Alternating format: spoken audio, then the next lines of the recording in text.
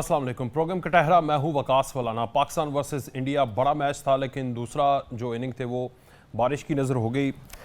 आज पाकिस्तान के जो बॉलर्स थे उन्होंने काफ़ी अच्छी कारकर्दगी दिखाई है। शुरू में और बीच में ऐसा फील हुआ था कि इंडिया जो है 300 को हिट कर जाएगा, लेकिन उसके बाद कमबैक किया और 48वें यानी 49वें ओवर के अंदर ही उनको पवेलियन लुटा दिया गया। और उसके बाद बारिश हुई, मगर शाहीन शाह अफरीदी ने 4, नसीम शाह ने 3 और हारिस राउफ ने 3 विकेटें ली हैं।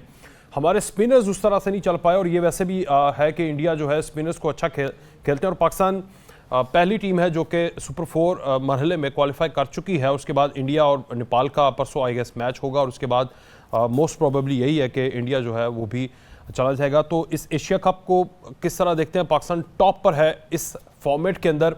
पाकिस्तान को आज जो हमारे साबिक वज़ीर आज़म हैं उन्होंने भी कहा कि दे कांट प्ले हिम, यानी शाहीन शाह अफरीदी की बॉलिंग, जिस तरह से पाकिस्तान की बॉलिंग है और जिस तरह से पाकिस्तान की बैटिंग तो हमने इंडिया के खिलाफ देखी नहीं है। बड़ी दुआएं थी कि बैटिंग भी करे, और कुछ लोग तो कह रहे हैं कि बारिश पाकिस्तान को सेव करेगी, लेकिन मोस्ट फेवरेट इंडिया के जो कमेंटेटर थे वो कह रहे थे कि पाकिस्तान ही है। इस वक्त जो टीम का फॉर्मेट, टीम की कम्बिनेशन और टीम की जो पेस है, ये पाकिस्तान को अगले आने वाले टूर्नामेंट में कितना बूस्ट अप करेगी और कितनी हेल्प करेगी। हमारे साथ खालिद महमूद साहब, नईरुद्दीन अहमद साहब और जाहिद मलिक साहब मौजूद हैं। बहुत शुक्रिया। खालिद महमूद साहब, आपसे आगाज़ करेंगे। एक तो अनफॉर्चुनेट पाकिस्तान खेल नहीं पा, सिर्फ बॉलिंग करवाई है, और इस सारे को किस तरह आप एनालाइज करेंगे सर? बहुत शुक्रिया। देखिए, ये जो विकेट है कैंडी की, इसकी एक जो मशहूर इसकी खुसूसियत बताई जाती है वो ये है कि ये न्यूट्रल विकेट है। न्यूट्रल विकेट से क्या मुराद है? न्यूट्रल विकेट से ये मुराद है कि ये विकेट ऐसी है जो पेस अटैक को भी सपोर्ट करती है, मदद मिलती है, और स्पिनर्स को भी मदद मिलती है। और आमतौर पे जो श्रीलंका में विकेटें हैं वो स्पिनर्स की मदद करती हैं, लेकिन इसमें कुछ पेस को भी मदद मिलती है। इस लिहाज से मैं समझता हूं कि पाकिस्तान ने पेसर्स ने बड़ा शानदार कारनामा किया। उन्होंने इब्तदाई ओवर्स में ही उनके 4 खिलाड़ी आउट कर दिए, और उसके बाद फिर जो हुआ वो आप सबके सामने है। मैं समझता हूं कि बॉलर्स का सही इस्तेमाल नहीं किया गया। मेरा इस पर तजरिया भी ये है और तबसरा भी है। सूरत हाल ये है कि अगर एक अटैक अच्छा चल रहा है, बॉलर आपके अच्छा चल रहे हैं, तो ज़रूरी नहीं उनके 5-5 ओवर, वो जो एक ऑर्थोडॉक्स फार्मूला है कि हर एक के 5-4 ओवर बचा के रखते हैं, इस तरह ज़रूरत नहीं होती। अगर एक रिदम में बॉलर आए हैं और वो बैट्समैनों को आउट कर रहे हैं, विकेट उनकी मदद कर रही है, तो उनको ज़्यादा बॉलिंग देनी चाहिए थी। 5 की बजाय 7 ओवर भी दिए जा सकते थे, हत्ता कि 8 ओवर भी दिए जा सकते थे। तो उससे बड़ा इम्कान था कि जो मेन उनके खिलाड़ी हैं, वो खिलाड़ी जो कि अच्छा स्कोर कर सकते हैं, जो बैटिंग कर सकते हैं, यकीनन उनमें से 2-3 और पकड़े जा सकते थे। और अगर इस तरह 2-3 और खिलाड़ी आउट कर दिए जाते तो फिर बाकी सिर्फ टेल एंडर्स ही बचते थे, तो स्पिनर्स उनका बंदोबस्त कर सकते थे। तो मेरे ख्याल में वो विकेट का सही फ़ायदा नहीं उठाया गया, उस तरह की बॉलिंग अटैक नहीं इस्तेमाल किया गया जिस तरह किया जाना चाहिए था, और उसकी वजह से हिंदुस्तान को मौका मिला कि उन्होंने 266 रन स्कोर कर लिए। और 266 रन इस विकेट पे अच्छा स्कोर समझा जाता है। वो इसलिए कि क्योंकि बाद में विकेट जो है वो टर्न लेने लगती है, स्पिनर्स की मदद करती है, और आमतौर पे जो है वो स्कोर ज़्यादा नहीं हो पाता। तो इस लिहाज से आप कह भी सकते हैं कि बारिश हो गई और पाकिस्तान की बैटिंग को किसी आजमाइश का या मुश्किल का सामना नहीं करना पड़ा। लेकिन बहरहाल पेसर्स को जितना भी तारीफ की जाए वो कम है। ठीक सर, आपने जो वर्ड यूज़ किया ना, न्यूट्रल विकेट है, तो मुझे हंसी आ गई। मैंने कहा न्यूट्रल उधर भी हैं, तो इसलिए पाकिस्तानियों की बारी नहीं आई। खैर, आप कह रहे हैं कि अच्छा अगर हमारे जो स्पिनर्स थे उनको सही तरह से यूटिलाइज़ किया जाता, पेसर को पहले यूटिलाइज़ कर लेते और उसके बाद स्पिनर टेल एंडर्स को पकड़ लेते, आगे अगर अगले जो क्वालिफाई राउंड के अंदर हमारे मैच होंगे तो इस स्ट्रेटजी के साथ जाएंगे तो ज़्यादा आसानी होगी। अगर हमारे ज़्यादा मैच उधर ही हैं श्रीलंका में, श्रीलंका की अमूमन तमाम विकेट्स ऐसी हैं। जी बिल्कुल नहीं, फ़र्क है। मैं जो बात कहने की कोशिश कर रहा हूँ कि श्रीलंका की जो बाकी विकेटें हैं कोलंबो वाली, उसमें पेस अटैक इतना मौसर नहीं होगा, यानी आमतौर पे ये कहा जाता है। मैंने विकेट तो नहीं देखी, लेकिन जो रवायती तौर पे वो विकेटों की मशहूरी है कि उसमें स्पिनर्स को ज़्यादा मदद मिलती है और आपका पेस अटैक उतना मौसर नहीं होता। अगर यही सूरत हाल है तो फिर आपको कम से कम ये देखना होगा कि आपके जो पेसर्स हैं वो शुरू में जिस तरह की भी बॉलिंग करें, भारत ज़्यादा रन ना दें, अगर विकेटें ना भी ले सकें तो ज़्यादा स्कोर ना दें, ताकि फिर स्पिनर्स को जब आप लॉन्च करें, उनको लेके आएँ, तो उनके पास खासा मौका हो कि ऐसी बॉलिंग करें कि विकेटें भी ले सकें और स्कोर भी रोकें। तो वो फ़र्क विकेट होगी मेरे ख्याल में, जो मैंने अब तक सुना है। ठीक, ज़ाहिर साहब आप बताइएगा सर, किस तरह एनालाइज करते हैं, जिस तरह खालिद साहब कह रहे हैं आप आगे अगर पाकिस्तान थोड़ा इस स्ट्रेटजी के साथ जाता तो इंडिया को रोक सकता था 250 से नीचे। जी बिस्मिल्लाहिर्रहमानिर्रहीम। सबसे पहले तो मैं समझता हूँ जी कि 15 साल के बाद पाकिस्तान में एशिया कप वापस आया है और मैं समझता हूँ कि बड़ी अच्छी बात है क्रिकेट के लिए भी और पाकिस्तान के लिए भी। जी खालिद साहब हमारे साबिक चेयरमैन रहे हैं, बिल्कुल मैं तकरीबन 90% उनकी बात से एग्री करूंगा कि उस वक्त जो सूरत हाल वहाँ पे बन चुकी थी और जिस तरह मोमेंटम बना हुआ था पाकिस्तान टीम का, बॉलर्स बड़ा अच्छा जो है वो हर ओवर में ऑलमोस्ट एक आउट कर रहे थे, तो उस वक्त उन्हें ओवर जो है कप्तान को चाहिए था कि वो सारे ओवर करवा देता और अटैक रखता अपना। मुझे समझ नहीं आती कि इन्होंने वो जो गैप दिया बीच में, बॉलर को रेस्ट दिया, वो क्यों दिया। बट आप अगर एक मोमेंटम के साथ चल रहे हैं, आप स्कोर भी नहीं खा रहे, आप आउट भी किए जा रहे हैं, तो फिर समझ नहीं आ रही थी इस बात की कि इस तरह वो हारिस रऊफ एक ओवर में मोमेंटम था, उसने विकेट ली, अगले ओवर में उसको 3 चौके पड़ गए, तो इस तरह भी हो जाता है शायद उनके ज़हन में ये चल रहा हो कप्तान के। नहीं सर, वो देखिए इंटरनेशनल क्रिकेट खेल रहे हैं, उनके माइंडसेट बने होते हैं, प्री प्लान वो जाते हैं। और दूसरा मुझे एक और चीज की समझ नहीं आई, हारिस की आपने बात की, तो हारिस ने बॉल तो बड़े अच्छे किए हैं, लेकिन हारिस जो है मतलब बेतुका सा जोर लगा रहा था, कुछ समझ नहीं आ रही थी उसकी बॉलिंग की। और दूसरी बात यह है कि एक पेसर हमारे पास कम था, एक पेसर अगर और होता तो शायद सूरत हाल कुछ और मुख्तलिफ होती। तीसरी बात यह है कि पाकिस्तान टीम मैं समझता था कि 250 से पहले उन्हें आउट कर सकती थी अगर वो एक प्लान के साथ जाते। फिर एक चीज की समझ नहीं आई, आज इन्होंने पाकिस्तान के जितने भी बॉलर थे, शाहीन से लेके हारिस तक, टांग पकड़ी थी, पता नहीं ये ऑन साइड पे बॉलिंग क्यों करवा रहे थे, शायद कोई प्लान लेके आए थे या क्या था, मुझे उस बात की समझ नहीं आई। ठीक है, नईरुद्दीन साहब आप, मैं आता हूँ आपके साथ। नईरुद्दीन साहब आप खुश हुए आज की बॉलिंग से, पाकिस्तान की एक इनिंग की परफॉर्मेंस? जी पहले तो ये कि मेरा खालिद महमूद साहब को और आप सब लोगों को बहुत बहुत सलाम। वालेकुम सलाम। दूसरी बात ये कि मुझे राव साहब की आवाज बिल्कुल नहीं सुनाई दी जी। अब मैं ये अर्ज करूंगा कि जी बहुत खुशी हुई क्योंकि पाकिस्तान ने इंडिया को अपने फास्ट बॉलर्स से जो हमेशा से एक धाक बैठी हुई थी उसको एक नेक्स्ट स्टेज पे ले गए। और मुझे याद नहीं पड़ता कि इंडिया को ऑल आउट किया हो और हमारे किसी स्पिनर ने विकेट ना ली हो। ये भी एक मुझे एक नई बात नजर आई आज।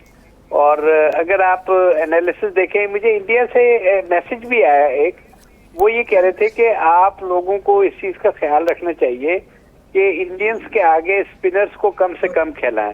यानी उनके कहने का मतलब ये था कि 2 स्पिनर्स की आपको जरूरत नहीं थी, you should have played 4 fast bowlers and 1 spinner. और बाय द वे हालांकि इंडिया के स्पिनर्स हमें काफी तंग करते रहे, इंडिया ने आज 4 पेसर्स खिलाए थे और 1 स्पिनर खिलाया था। ये मुझे जरा मतलब अजीब सा लगा। हमें तो पता है कि इंडियन जो है वो स्पिन बॉलिंग को बहुत अच्छा खेलते हैं, लेकिन फिर भी उनके हिसाब से हम इतना अच्छा नहीं खेलते हैं। लेकिन उन्होंने आज सिर्फ 1 स्पिनर खिलाया था और उनका कुछ ऑफेंसिव प्लान था। वो तो खैर बाद की बात है, लेकिन ये कि पाकिस्तान की इनिंग्स में अगर आप देखें तो हमारे पेसर्स ने जो बॉलिंग की है उसकी लाइन और लेंथ बहुत अच्छी थी और बीच बीच में एक आध दफा बाउंसर से भी उन्होंने उनको आउट करने की कोशिश की। बल्कि एक राइजिंग बॉल पे उनके जो एक प्लेयर हैं वो शुरू में आउट भी हुए हैं और वो मिड विकेट पे कैच लिया था हमारे इफ्तिखार ने जी। तो उस चीज को देखें। और दूसरी तरफ अगर आप देखें कि 20 ओवर थे टोटल स्पिनर्स के, उनसे 21 ओवर कराए उन्होंने, तीन बॉलरों को डाल के, और उन्होंने 133 रन दिए, और ये 6+ की एवरेज से था। तो जिस तरह खालिद महमूद साहब कह रहे थे कि बॉलिंग प्लान हमारा जो था आज डिफेक्टिव था, ये तो अल्लाह ही जानता है कि हमसे ये स्कोर होता है या ना होता है, ये तो बाद की स्टोरी है, क्योंकि रात को 200 जो 66 या 67 का टारगेट है वो दिन में तकरीबन आप समझ लें 290 के बराबर है। रात की बैटिंग को इतनी आसान नहीं होती है। ठीक सर। तो इस सारे सिनारियों को देखते हुए मैं समझता हूं कि जो 1-1 का डिसीजन आया ना, ये एक कुदरती इंसाफ बहुत जबरदस्त हुआ है। ठीक, ये कुदरती तौर पर बच गया पाकिस्तान। खालिद साहब, आप समझते हैं कि एक पेसर को मजीद ऐड कर लेते और जो स्पिनर्स को बीच में गैप डाल के बॉलिंग ज्यादा करवाते रहे हैं, ये स्ट्रेटजी ठीक नहीं थी? जी, मैं बिल्कुल इत्तेफाक करता हूँ नज़रुद्दीन साहब के साथ कि ज़ाहिर है आपके पास पेस अटैक इतना ज़बरदस्त है और आपको पता है कि हिंदुस्तान स्पिनर्स को अच्छा खेलता है, तो फिर ज़रूरत नहीं थी 2 स्पिनर्स को खिलाने की, जबकि आपके पास एक चौथा जो है वो पेसर अच्छा भला मौजूद था। इस लिहाज से मैं इनसे इत्तेफाक करता हूँ, और ख़ास तौर पे इस विकेट पे जिसका मैंने अर्ज़ किया है कि ये वाहिद विकेट है जिसके बारे में तसव्वुर ये है कि ये पेस अटैक को सपोर्ट देती है शुरू में कम से कम। तो यहाँ पे तो बिल्कुल 4 खिलाने बनते हैं, बाकी वहाँ पहुँचेंगे दूसरी विकेटों पे कोलंबो में, तो उसमें फिर देख लें कि किस किस्म की विकेट है। अगर विकेट टर्न लेने वाली है और स्पिनर को मदद करती है तो फिर आपको मजबूरन वहाँ पे 2 स्पिनर्स खिलाने पड़ेंगे। तो यहाँ पे एक अच्छा मौका था जो आपने खो दिया। नंबर एक पेस अटैक कम खिलाया, और नंबर 2 पेस अटैक का इस्तेमाल ठीक नहीं किया। अगर किया जाता तो मेरा ख्याल है कि 266 की बजाय बहुत कम स्कोर पे आप उनको पकड़ सकते थे। ठीक, जाहिद साहब, जो मोमेंटम बना है पाकिस्तान की टीम का, ये बहुत अरसे के बाद हमें ओडीआई में इस तरह से मोमेंटम दिखने को मिला है, इसकी वजह क्या है और ये मोमेंटम आपको आगे भी बरकरार होता हुआ नजर आ रहा है इसी फॉर्मेट के साथ, क्योंकि आगे बड़े टूर्नामेंट्स भी आने वाले? सर डेफिनेटली बड़ा अच्छा मोमेंटम बना हुआ था। पाकिस्तान टीम के जितने भी बैट्समैन हैं, मैंने बहुत कम अपनी लाइफ में देखा है कि वो कंसिस्टेंटली परफॉर्म कर रहे हों। अब कंसिस्टेंटली बाबर भी परफॉर्म कर रहे थे, इमाम परफॉर्म कर रहे थे, फखर जमान परफॉर्म कर रहे थे, इफ्तिखार परफॉर्म कर रहे थे। आप देख लें कि पाकिस्तान ने एशिया कप का जो पहला मैच खेला है, उस मैच ने पाकिस्तान के कॉन्फिडेंस को बूस्ट अप करके आसमानों तक पहुंचा दिया है। तो इंशाल्लाह यही मोमेंटम बना रहेगा। और इस वक्त लड़के जो है वो जेल हो गए एक दूसरे के साथ, एक दूसरे को समझ गए हैं, उनको समझ आ गया है कि हमने किस तरह पार्टनरशिप जो है वो लगानी है, किस तरह परफॉर्म करना है, किस तरह टीम को लेके चलना है और किस तरह जीतना है। और मैं समझता हूँ कि अगर आज बैटिंग हो जाती, बिल्कुल ये जो 2 अपना मुअज़्ज़िज़ मेहमान आपने बिठाए हुए, बड़ी अच्छी बात उन्होंने की है कि अगर हम बॉलिंग प्लान के मुताबिक चलते तो हमारा 250 से नीचे हम रिस्ट्रिक्ट कर सकते थे उनको। लेकिन मैं समझता हूँ कि अगर बैटिंग आ जाती तो हम इंशाल्लाह हम जीतते, क्योंकि पाकिस्तान टीम ने आज चेज करना था। पाकिस्तान के सारे बैट्समैन जो है वो फॉर्म में थे और पाकिस्तान ने ये मैच डेफिनेटली जीतना था, और आने वाले दिनों में भी पाकिस्तान इंशाल्लाह अपनी इस पोजीशन को बरकरार रखेगा। नईर साहब, ये काफ़ी अरसे के बाद हमें तो देखने को मिला है कि एक यंग टीम जो है वो नंबर 1 टीम बन जाए, तो ये मोमेंटम आपको कब तक बरकरार नजर आता है, कैसे? देखिए, ये आपने बड़ी अच्छी बात की कि हम नंबर 1 टीम है अल्लाह के फजल से। इसमें ना आपकी कामयाबी को मेंटेन करना और भी मुश्किल काम होता है, और उसके लिए हमेशा अपने जो वीक और स्ट्रॉन्ग पॉइंट्स है ना, उनका आपको पता होना चाहिए। स्ट्रॉन्ग पॉइंट्स का तो पता है, वीक पॉइंट्स पे ये फोकस नहीं करते। आपको शायद मेरी बात ज्यादा अच्छी ना लगे, लेकिन मैं समझता हूँ कि हमारा सबसे बड़ा वीक पॉइंट जो है वो फखर जमान है, जो कि मेरे हिसाब से एक स्पेंट कार्ट्रिज है। लोग उनकी 2017 की जो एक सेंचुरी है इंडिया के खिलाफ, उसके ऊपर उनको अभी तक जो है ना बूस्ट देते हैं। हालांकि अगर टेक्निकली आप देखें तो उसमें भी उनको एक उनका जो मतलब कैच था पकड़ लिया गया उस इनिंग में जिसमें सेंचुरी की थी, वो नो बॉल हो गई।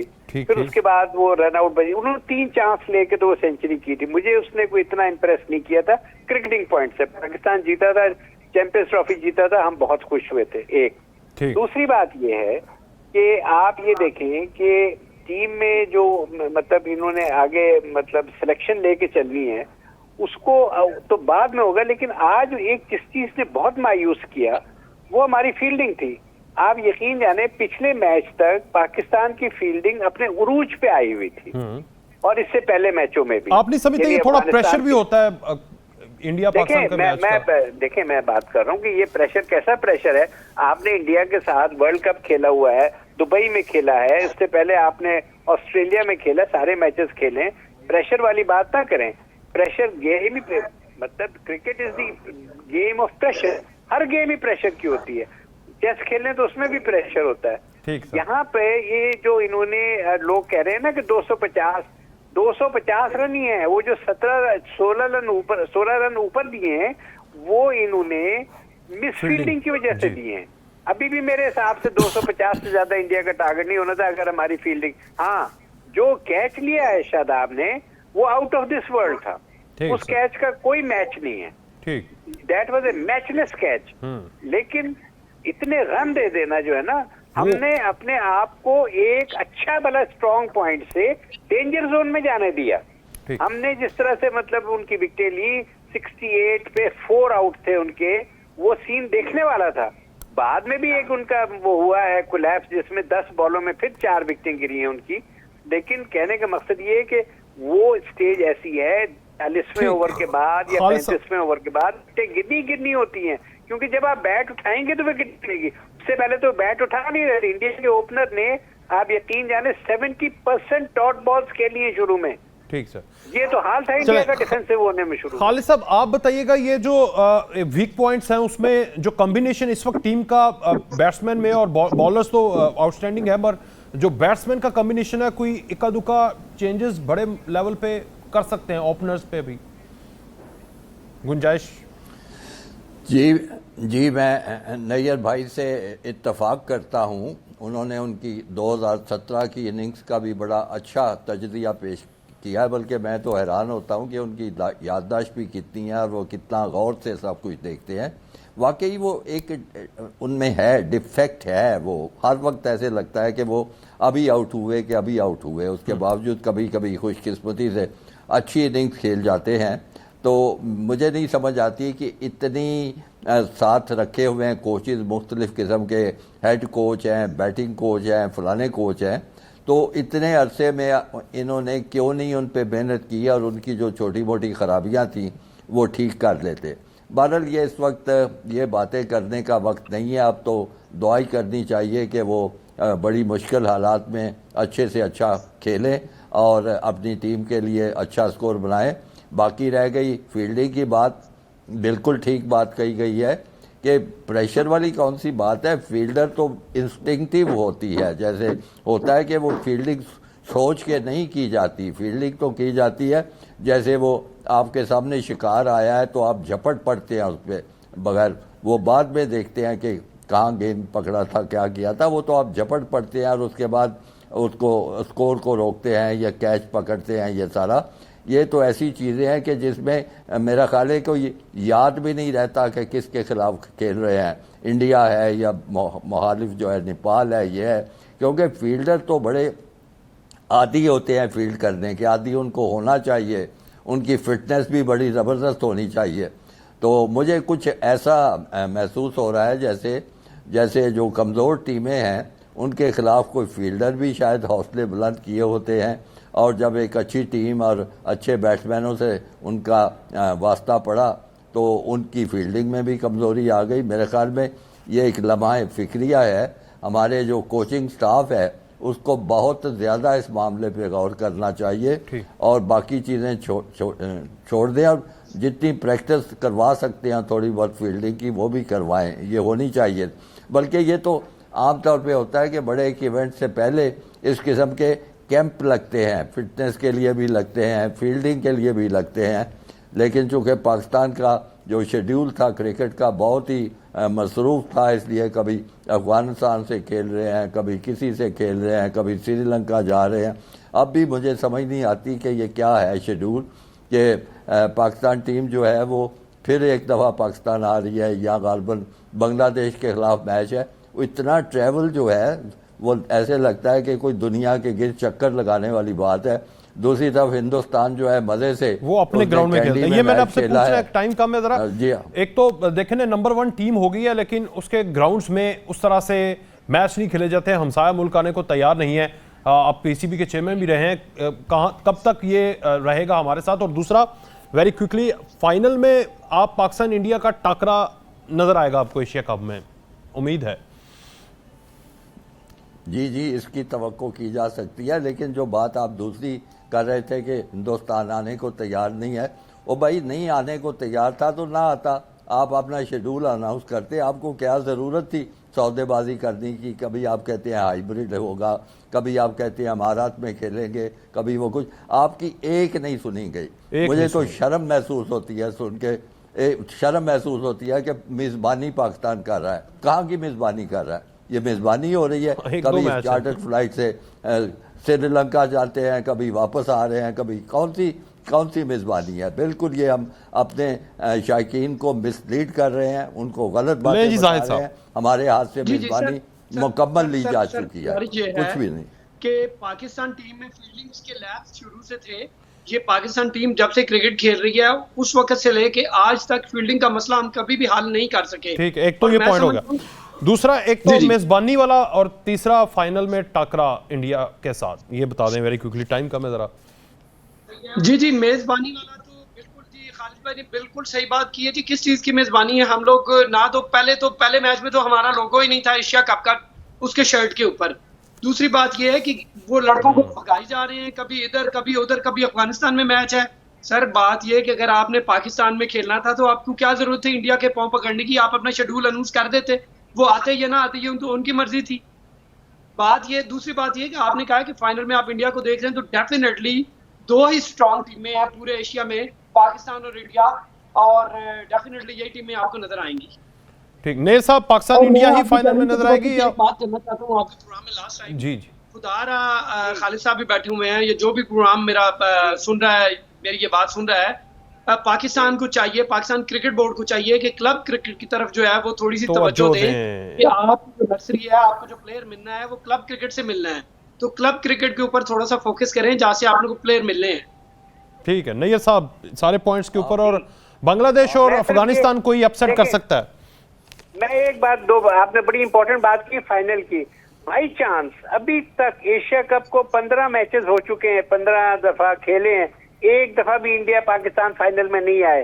तो जहां तक सवाल है, खालिद साहब ने फरमाया कि जो शेड्यूल था उस पर मैं उनसे 100% मुत्तफिक हूँ। एक फॉल्ट लाइन और बता दूं कि रिजवान को, खालिद साहब वाली बात को आगे करते हुए कि हमारे कोचेस क्या कर रहे हैं, रिजवान को इन्होंने बना दिया है एक साइड का प्लेयर, वो सिर्फ लेग साइड पे खेलता है जैसे सरफराज खेलता था, और अक्सर एलबीडब्ल्यू भी आउट होता है और कैच भी। भाई क्रिकेट 360 की गेम है, तुम इंटरनेशनल प्लेयर हो। रिजवान क्या खेलता है? मुझे तो आज तक समझ में नहीं आई रिजवान की बैटिंग की।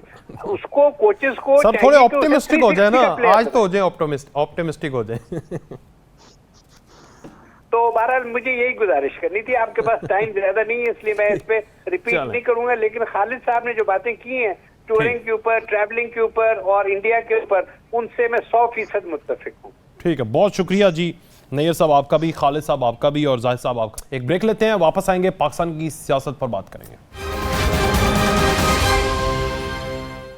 लें जी, एक बार फिर से खुशामदेद। पाकिस्तान नंबर 1 टीम है। पाकिस्तान ओडीआई में इंडिया के खिलाफ पाकिस्तान 1 पॉइंट लेकर जो है वो बड़ी खुश हो रही है। पाकिस्तान के कप्तान बाबर जो हैं वो इस वक्त छाए हुए हैं, मगर अभी बात करते हैं एक साबिक कप्तान की, जो इस मुल्क को, आज बाबर आजम ने पाकिस्तान को ओडीआई की नंबर 1 टीम बनाया है और उसने वर्ल्ड कप जितवाया था, मगर आज उसका हाल ये है कि वो अटक जेल में है। और वो फिर से कह रहा है, इमरान खान कह रहा है कि मैं इदारों समेत तमाम सियासी जमातों से बात करने के लिए तैयार हूं। उनके वकील ने बाहर आकर अटक जेल से ये बताया है। और साथ ही पीटीआई ने अब ये मुकदमा जो कि उनका नेशनल लेवल के ऊपर मुख्तलिफ अदालतों में जमानतें हो रही हैं, अब साइफर के लिए भी वो जमानत के लिए आज दलाइल देते रहे, लेकिन इसको इंटरनेशनल लेवल पर भी लेकर जाएंगे। और उसके लिए उन्होंने पहले राशिद यकूब और अब जेफरी रॉबर्टसन को उन्होंने हायर किया।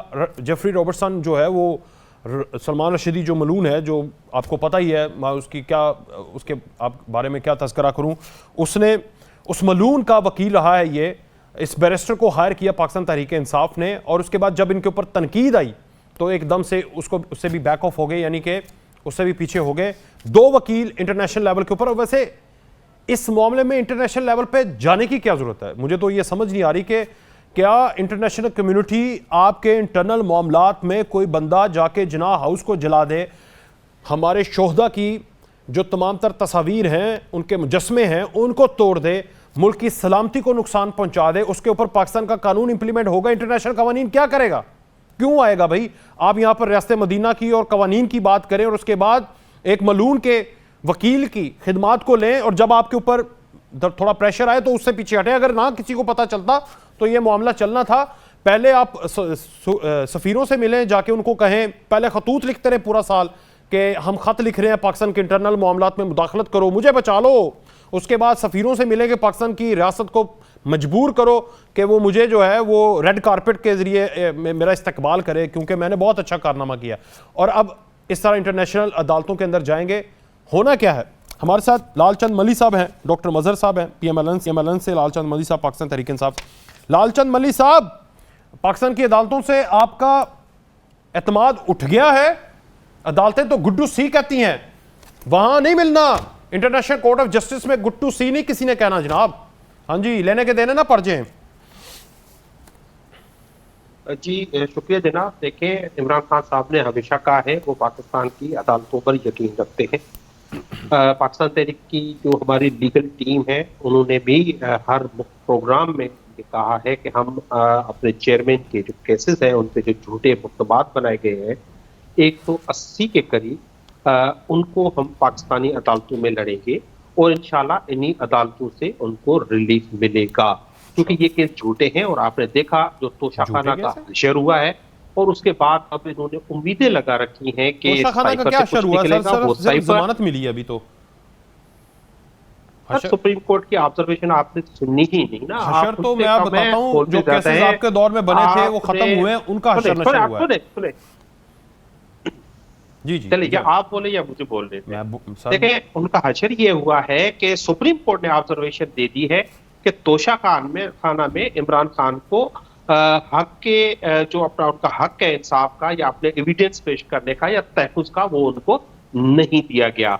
अब इनकी सारी उम्मीदें साइफर से लगी हुई हैं, और साइफर वो केस है जिसको ये खुद नहीं, सुप्रीम कोर्ट की बात में कर रहा हूँ जनाब। अच्छा, आप अपने फैक्ट्स चेक करें। सुप्रीम कोर्ट ने ये कहा कि उनको जो डिफेंस के एविडेंस है उनको नहीं सुना गया, उनको सुनना चाहिए था। और ये मैं इस्लामाबाद हाई कोर्ट की तरफ रेफर करता हूं। ठीक है, रिमार्क्स थे। जी, का हक नहीं दिया गया। रिमार्क्स थे, ठीक है। जी, आगे बढ़े। तो अब इनकी सारी उम्मीदें साइफर से लगी हुई हैं। ये वो साइफर है जो इन्होंने कहा था झूठ है, फिर उन्होंने कहा कि साजिश नहीं मुदाखलत है, फिर कहा साजिश है। जो भी इन्होंने कहा, तो हम पाकिस्तान की अदालतों पे यकीन रखते हैं और पाकिस्तानी अदालतों से ही जो है हम इंशाल्लाह इंसाफ लेंगे। अब जो आप बात कर रहे हैं तो मैं उस पे बात उस तरह से नहीं करना चाहूंगा, लेकिन एक मुहिम चल रही है। गुज़श्ता आपने देखा जब इमरान खान पे कातलाना हमला हुआ तो उस वक्त भी जो है मजहब का इस्तेमाल किया गया। आज मरियम नवाज ने भी एक ट्वीट की है, उन्होंने भी इमरान खान के खिलाफ मजहब का इस्तेमाल करने की कोशिश की। मजहब का इस्तेमाल कंप्लीटली रिजेक्ट करते हैं। अच्छा, मेरी बात सुने, आप एक बात बताए ना, मुझे एक बात बता दें। मेरी बात खत्म हो रही है। एक मिनट आप बात ही नहीं सुनना चाह रहे। आज आप मजबूरन मुझे कह रहे हैं कि मेरी बात मानो। पाकिस्तान तहरीक इंसाफ के चेयरमैन जेल में है। पाकिस्तान तहरीक इंसाफ के चेयरमैन जेल में है ना, उन्होंने कोई लॉयर किया है जिसके नाम आप ले रहे हैं।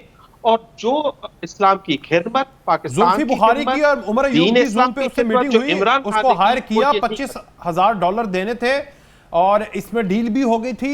ये आपको जब यहां से रिफ्ट आई है उसके बाद आप बैक ऑफ कर गए, वरना ये किसी को अगर ना पता चलता, ये अता ना प्रेस कॉन्फ्रेंस करते, ना होता। वैसे मजहब का इस्तेमाल क्या है? एक वाकई ही एक बंदा जो है उसने आज से नहीं बल्कि 3 नस्लों से जो है हमारी इससे बड़ी नस्ल हमने भी देखा, आने वाली नस्लें भी उस बंदे के ऊपर लानते भेजेंगी। उसके वकील को जो उसको डिफेंड करता रहा वो आज खान को डिफेंड करेगा, तो इसको लोग किस तरह वेलकम करेंगे? सर इसको तो लेंगे ना, नेगेटिव तो लेंगे जी? बिल्कुल नहीं करेंगे जी, बिल्कुल वो नहीं करेंगे। और बिल्कुल ना हमने उसको हायर किया है पाकिस्तानी इंसाफ ने, ना इमरान खान ने। ये एक माफिया है जो इमरान खान के खिलाफ मजहब का इस्तेमाल करती है, गलत खबरें फैलाती है। हम उसकी मुकम्मल तरदीद करते हैं, पाकिस्तान तहरीक इंसाफ उसकी मुकम्मल तरदीद करती है। ठीक है, चौधरी साहब, एक तो यार हर चीज़ में मजहब डाल देते हैं आप। एक बंदा है, वकील है, ख्वाजा हारिस आपके वकील थे, तो आप खान साहब के वकील हैं। वो वकील सिसिलियन माफिया, इधर देख लेना, मेरी जरा बात सुन ले प्यार से मोहब्बत से। सिसिलियन माफिया को वो डिफेंड करता रहा ख्वाजा हारिस, आज खान को डिफेंड करता रहा। इसी तरह वो मलून सलमान रशीदी को डिफेंड करता रहा है। आज अगर खान को डिफेंड उसने करना था तो आपको क्या मसला था भाई? आपने क्यों रास्ते मदीना और पता नहीं काफिर और क्या क्या उसको मिला दिया? वकील है, वकील की खिदमत लेने लगे थे। इसमें कैसी आपको तौहीन मजहब और तौहीन रिसालत आपको नजर आ गई, या रास्ते मदीना के असूलों से इनहराफ नजर आ गया खान का? देखिए, उस पर ऑब्जर्वेशंस दिए हैं पार्टी ने कि एक ऐसा शख्स जो है वो एक बहुत ही सेंसिटिव जो है मामला जो है, जो हुजूर पाक सल्लल्लाहु अलैहि वसल्लम की शान में गुस्ताखी का है और उसके साथ मुंसलिक एक शख्स की जो है से है, और उस पर जो है आपने देखा है कि पीटीआई ने भी बैक ऑफ किया है, बैकआउट किया है। तो इसमें इसका मतलब यही है कि उनको भी एहसास हुआ है कि ये स्टेप उन्होंने गलत उठाया है और इस तरह लोगों के जज्बात मजरूह होंगे। और इसमें नेचुरली जो लोग उसको डिफेंड करते रहे हैं और जो लोग उसको इंटरनेशनल कोर्ट्स में सारा प्रोटेक्ट करते रहे हैं, वो पाकिस्तान की अवाम की नज़र में वाकई काबिल नफ़रत हैं। और उस लिहाज से अगर पीटीआई ने कोई कदम लिया था और उसको उन्हें बैकआउट किया है, और जैसा कि अभी मल्ली साहब बता रहे थे, तो ये तो एक नेचुरल रिस्पांस है, उसको हाईलाइट होना ही था। अगर हमारी पार्टी ने किया या प्रेस ने किया या बाकी और लोगों ने किया है तो उसका ये रिएक्शन एक नेचुरल रिएक्शन था मेरा ख्याल है इस बात पर।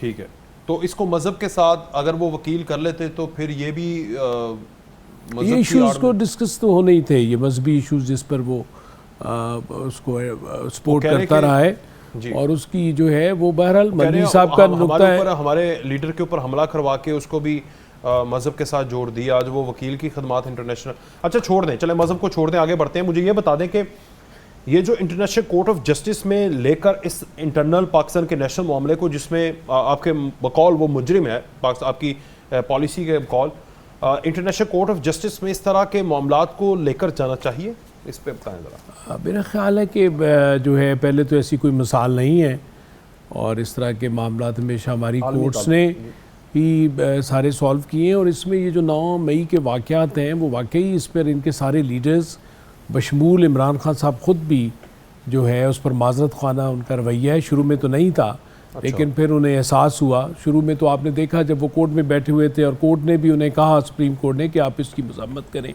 तो उन्होंने उस वक्त मज़म्मत नहीं की। वो शायद उस वक्त फातिहाना अंदाज में जो है वो जो इंस्ट्रक्शंस उन्होंने अपने फॉलोअर्स को दी हुई थी और जिस पर उन नौजवानों ने अमल किया, उनके वोटर्स ने और सपोर्टर्स ने और स्पेशली यंग जनरेशन ने, जिनको वो मोटिवेट करते आ रहे थे इदारों के ख़िलाफ़। और फिर जो है उसको बाद में उन्हें एहसास हुआ कि मामला जो है वाकई संजीदा हैं। और इस पर जो है मेरा ख्याल है कि मैं पहले भी कह चुका हूँ कि इन मामलात पर बिल्कुल ढील नहीं देनी चाहिए और इस पर जो है बिल्कुल जो है वो इंसाफ होना चाहिए और इस पर बाकायदा तहकीकात करके। पुराने सुप्रीम कोर्ट के ऊपर जो हमले हुए 2020 में, जो उस वक्त के आर्मी चीफ के खिलाफ नवाज शरीफ ने लंदन में बैठ के प्रेस जो खिताब किया था गुजरांवाला के जलसे में, सबको पकड़ लेना चाहिए फिर? नहीं, वो देखिए शख्सियात पर जो है जो तनकीद है वो एक अलहदा मामला है, लेकिन आप जब उन पे उनकी इंस्टॉलेशंस पर उनकी जो है सुप्रीम कोर्ट के ऊपर हमला किया हुआ है ना आपने, वो केस भी निकल जाएगा। अगर 1985 के केस आपके खिलाफ निकल सकते हैं तो ये भी निकल आएगा फिर इसी आड़ में। देखिए वो हर तरह के उनके तो फैसले भी आ चुके हैं, उसकी सज़ा भी लोग भुगत चुके हैं। तारिक अजीज़ साहब और चौधरी मुनीर साहब और बाकी जो लोग थे उस वक्त जो थे वो उन्होंने उसकी सज़ा भी भुगती है। लेकिन पीटीआई को क्योंकि बड़ा लाड में रखा हुआ था, इन्होंने जब धरने दिए, जब पीटीवी पे हमला किया, जब प्राइम मिनिस्टर हाउस पे हमला किया, पार्लियामेंट पे हमला किया, ठीक है, और इनके जो है वो उस वक्त इनको जिस तरह बचाया गया और फिर जिस तरह इनको शह दी गई और उसका नतीजा फिर 9 मई के वाक़यात पर मुंतज हुआ। उसकी अब जो है वो बहरहाल उसकी बाकायदा, लेकिन इंसाफ के तकाजे बिल्कुल पूरे होने चाहिए और उसमें जो शख्सियात मुलव्वस हैं और उसमें से बड़ा मेरा ख्याल है काफ़ी उस पर जो है वो तहकीकात हुई हैं और उसमें से बहुत सिलेक्टेड लोगों को उसमें से जो है वो लहदा करके फौजी अदालतों में जो लेके गए हैं उनको लेके गए हैं। मल्ली साहब, एक तो आपने बात सुन ली कि सबको नहीं पकड़ा जा रहा, उन्हीं को पकड़ा जा रहा है जो कि सिलेक्टेड लोग हैं, और दूसरा इदारों और सियासी जमातों से बातचीत करने के लिए तैयार हूं, कौन सी बात, किसने बात करनी है? मुजरिम पे? से कोई बात करता है? हैं जी, हैसियत क्या रह गई है? देखें, कौन हो आप? कहाँ हो आप? क्यों हो आप? देखिए 9 मई के वाकयात की इमरान खान ने मजम्मत की, पाकिस्तान तहरीक इंसाफ ने मजम्मत की और हम उसकी मजम्मत भी करते हैं। और हमने बार बार ये मुतालबा किया कि उसकी एक आज़ादाना और मुनसफाना किस्म की इंक्वायरी कराई जाए, जो आज तक नहीं हुई। लेकिन और उसके साथ साथ मैं ये भी कहना चाहूँ कि जिस तरह से एक प्रोपेगेंडा करने की कोशिश की जा रही है, तो सबको आपकी बात नहीं पसंद आ रही। हम 6 सितंबर को इंशाल्लाह हम अपने शहीदों से इज़हार यकजहती करेंगे और 6 सितंबर का दिन पाकिस्तान तहरीक इंसाफ भरपूर तरीके से मनाएगी। 6 सितंबर और जो ये प्रोपेगेंडा कर रहे हैं और उनको हम डिफेंस है, उनको हम इनको इन प्रोपेगेंडिस्ट जो है इनको हम इंशाल्लाह आउट क्लास करेंगे। तो सब ये 6 सितंबर को माफी मिल जाएगी ऐसे? उसको जवाब बना के, इन सब चीजों को जवाब बना के, जिस तरह जो पाकिस्तान तहरीक इंसाफ के कारकुनों के साथ किया जा रहा है, ये नाकाबिले कबूल है। जिस तरह 6 सितंबर को आप क्या करने वाले हैं, मुझे बताएं ना। उन मुजस्समों से जाके माफी मांगेंगे, जिना हाउस के सामने जाकर इजहार यकजहती करेंगे, क्या करेंगे मुझे बताएं जरा। नाक रगड़ेंगे, माफी मांगेंगे, गलती हो गई?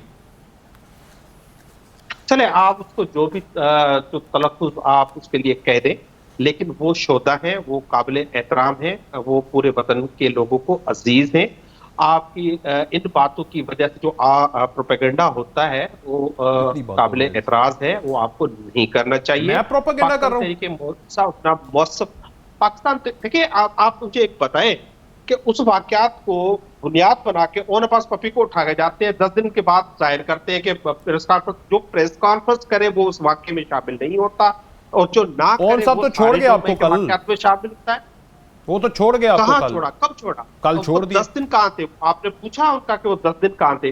जिस तरह से परवेज इलाही को जो है जिस तरह तागा करके ले जाते हैं, इसकी कोई मिसाल मिलती है? आप इधर बैठे हुए ना, आप 9 मई के सानहात में थे। एक मिनट, आप 9 मई के सानहे में थे? आप 9 मई के सानहे में थे? आप मैं तो कहता हूं कि पाकिस्तान तहरीक इंसाफ, आप 9 मई के सानहे में थे? पाकिस्तान तहरीक इंसाफ का कोई कारकुन नहीं था, कोई कारकुन नहीं था, ना किसी किस तरह की डायरेक्शन थी या नहीं। अब जबरदस्ती पाकिस्तान तहरीक इंसाफ के गले में चीजें डालने की कोशिश की जा रही है, जो नाकाबिले कबूल है। मैं आपकी सेहत के लिए दुआ करूंगा। अब आ जाए आपकी, अब आप आ जाए बातचीत पे। अब मैं आपसे बात करता हूं। नहीं, मुझे पहले एक बात, आप 9 मई के सानहे में थे? आप थे पर्सनली? मैं मली साहब आपसे पूछ रहा हूं, आप थे? नहीं थे ना? नहीं था। इसलिए आप टीवी पे बैठे हुए हैं, आपको तो कोई मसला नहीं है, आप मुझसे बात भी कर रहे हैं।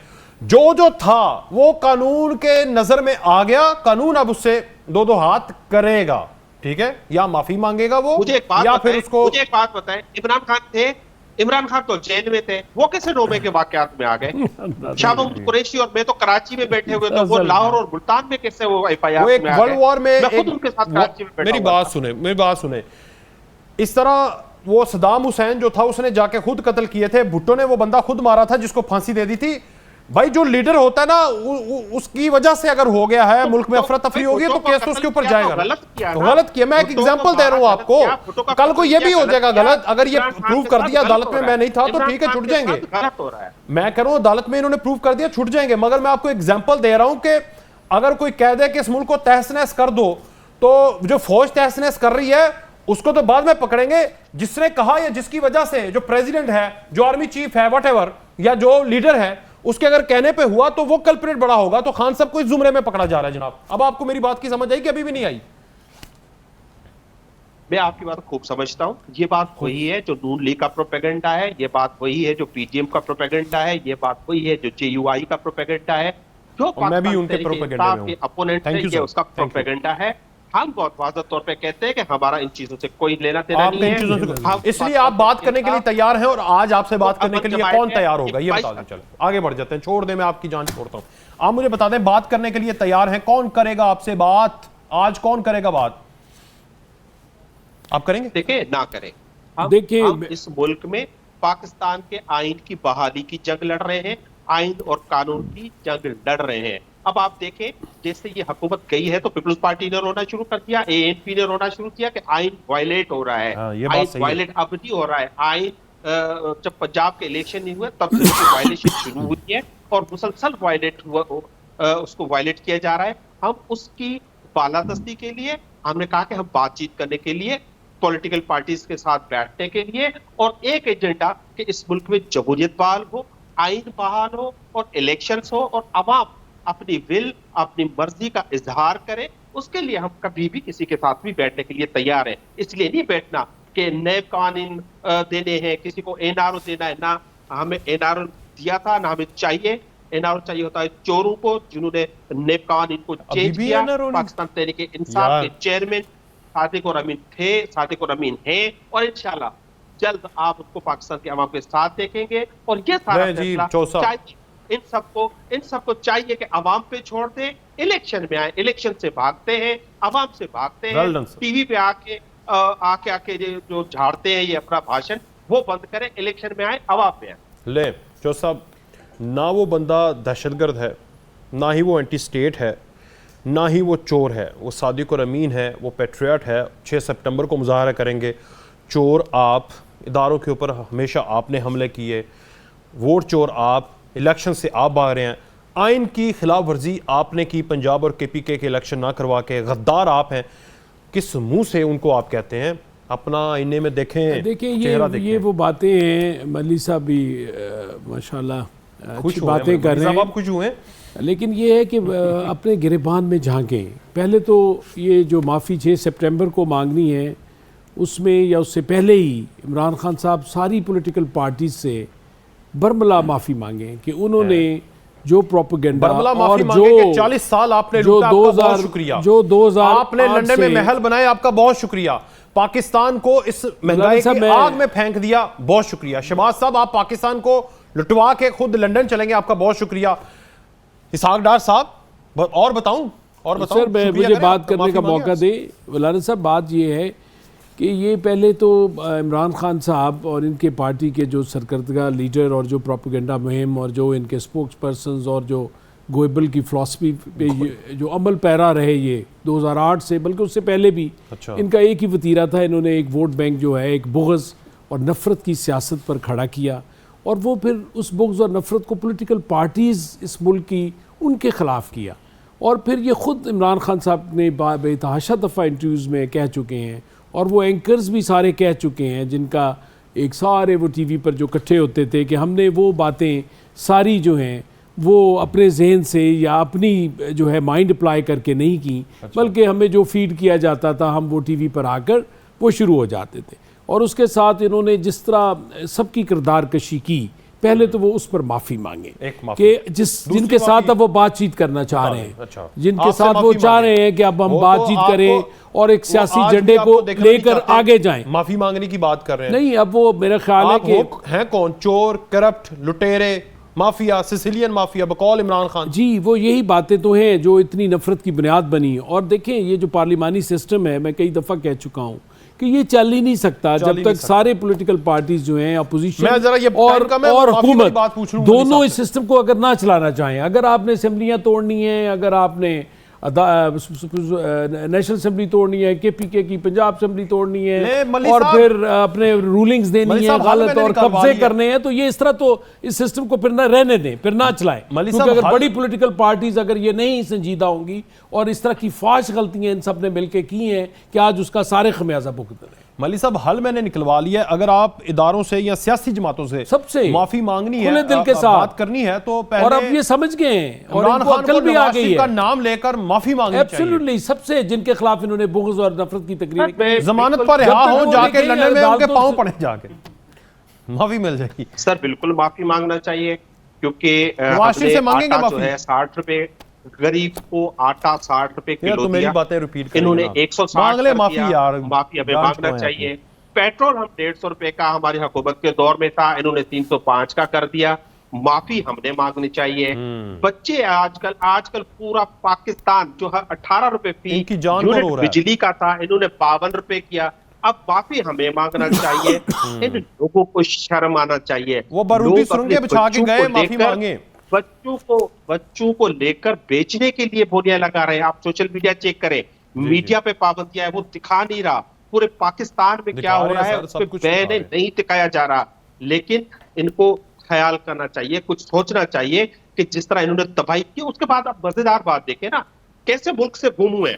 इसहाक डार का जिस्म चला गया, रूह अभी वजारत खजाना में पड़ी हुई है, और जहां पे वहां पे रूह पड़ी हुई है वो काम नहीं करने दे रही है। आज की वजीर खजाना कहती है कि ये तो हमें बता के ही नहीं गए थे कि इन्होंने ये हशर किया हुआ है पीडीएम ने। वो तो उन्होंने तो हाथ ही खड़े कर दिए हैं। वो प्राइम मिनिस्टर कह रहे हैं कि भाई 6 इजलास कर दिए, कहने लगे कि हम जो है वो रिलीफ देंगे आवाम को, और उसके बाद उन्होंने हाथ खड़े कर दिए। उन्होंने कहा माफी नहीं मांगनी आपने, माफी नहीं तो मांगनी, कुछ भी नहीं, बात खत्म, नहीं मांगते हैं ना। हम माफी मांगते हैं कि पाकिस्तान की अवाम पे ये 2 साल काबिज रहे हैं, पाकिस्तान पे काबिज रहे हैं, कुछ कर नहीं पाकिस्तान का इन्होंने मुआशी तबाही कर दी है, हम कुछ नहीं कर पाए इनको, ये अभी जमे हुए हैं। अब हम माफी अवाम इनसे खुद ही इंसाफ करेगी जब ये इलेक्शन में आएंगे। मंगवा लो माफी, भाग रहे हैं, मंगवा लो माफी। देखिए यही तो गैर संजीदा रवैया है जिसका आज हम सारा ये खुमियाजा भुगत रहे हैं। आप कौन है? और मुगले आजम है जो आप बैठे दरबार लगा के आओ। मैं तो बिल्कुल वो बात कहूंगा जो कि हकीकत में है, और इस मुल्क को हमने आगे लेके चलना है और सबने मिलकर चलना है। सारे माफी मुल्क के अवाम हैं और सारे अपने अपने, मैं कहता हूं कि सारे जो ट्रुथ वो जो है कमीशन जो है जिसका पार्लियामेंट में भी जिक्र हुआ था कि जिन्होंने शुरू से कर्जे लिए, जिस तरह मुल्क को डुबोया, और वो सारे जो हैं वो अब एक्सपोनेंशियली बढ़ रहे हैं, इसमें सारे ये मुलव्वस रहे हैं। और इन सारे लोगों को जो है वो आपको जो है वो बिल्कुल बहुत शुक्रिया ततीर करना चाहिए और इनको देखना चाहिए। खान साहब को एक माफ़ी मांगनी चाहिए कि वो क्रिकेट से सियासत में क्यों आए, क्योंकि इस मुल्क में जो सियासत है वो फिर इसी तरह हो। तो या तो सियासत में आने की माफ़ी मांगे, अगर नहीं मांगनी तो फिर लगे रहें, ठीक है आप भी बाहर आ जाएंगे। सारे गए बाहर आए, इजाज़त, अल्लाह हाफ़िज़।